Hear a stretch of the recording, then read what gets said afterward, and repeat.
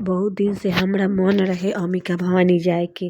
तो बहुत मेहनत कइला के बाद हमरा जीवन में एगो दिन आइल, काहे कि हमरा लियाल रहे नया नया गाड़ी।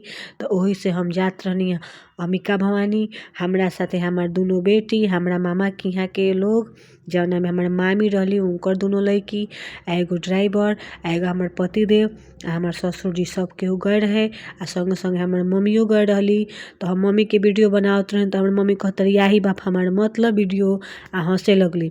आगे हमरा मामा के लइका बैठल रहे तो उहो देख के हमरा के हंसे लागल। तो हमहू तनी मनी हंसते हनी, काहे कि उ लजाला बहुत।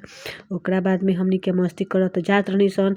तो ओकरा बाद में हमनी के ओइजा पहुँच गनी सन। तो इतना सारा वीडियो बनल, फोटो बनल। तो इतना जल्दी जल्दी वीडियो में नइखी बोल सकत, एहिले जल्दी जल्दी भगा देहनी। हेदे हमार पतिदेव बानी। आ ओकरा बाद में सब आदमी खूब सारा फोटो खिंचवनी सन, आ पूजा कनी सन। ओकरा बाद में आ गनी सन। वीडियो लाइक करी, सब्सक्राइब करी।